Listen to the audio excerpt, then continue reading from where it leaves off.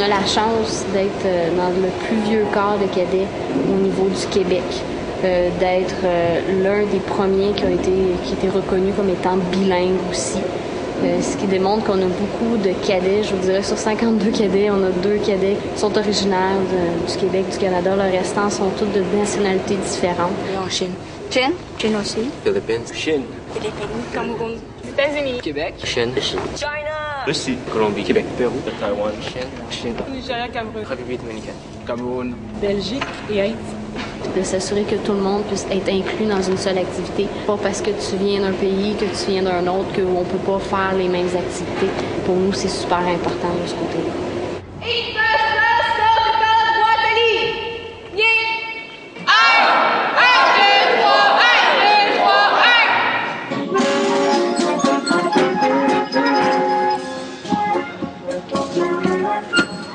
On est un groupe de jeunes, de 52 jeunes, âgés entre 12 et 19 ans. Les cadets, nous sommes un corps de cadets de la marine qui va avoir 115 ans bientôt. C'est un programme à but non lucratif. Donc, c'est des jeunes qui se présentent ici, sont formés par des officiers des Forces canadiennes, qui sont les cadres des instructeurs de cadets. Le biathlon est une activité qui se fait autant en hiver qu'en été. Donc, il faut beaucoup de cardio. Il faut qu'ils travaillent aussi cette respiration-là au niveau du tir de précision. Moi, je suis une fille qui aime beaucoup le sport. À l'école, j'en fais beaucoup. Moi aussi, si j'étais capable d'en faire, tout le monde peut le faire. Compétition, motivation, le fait de tirer et de skier. Myriam Bédard est une ancienne cadette aussi, qui a appris à connaître ce sport-là, puis qui a réussi à se rendre beaucoup plus loin. C'est un exemple.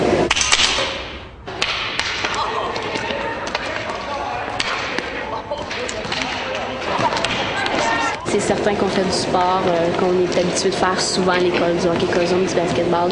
Mais c'est beaucoup de sports comme la voile. Donc, il y en a qui se préparent aussi pour les régates. Puis ce qui est magnifique, c'est que c'est tout à fait gratuit. Donc, nous, on a des cadets qui ont participé à des régates, qui sont rendus au niveau des régates nationales. C'est pas quelque chose qui est offert à n'importe qui. L'orienteering est une activité qui, au départ, arrive de la Suède, donc c'est peu connu au niveau du Québec.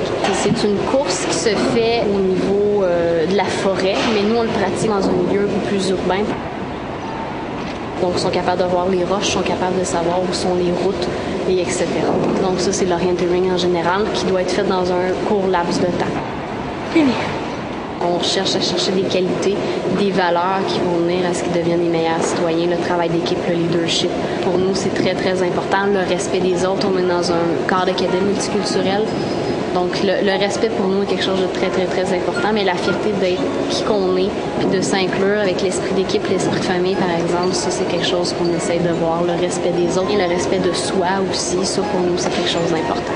Puis, personnellement, je préfère les voir ici, qu'ils soient turbulents, qu'ils ne soient pas, que de les voir nécessairement dans la rue un samedi, puis qu'ils décident de rentrer dans une gang de rue. Je préfère les avoir ici que pouvoir inculquer quelque chose, d'avoir changé quelque chose dans leur vie.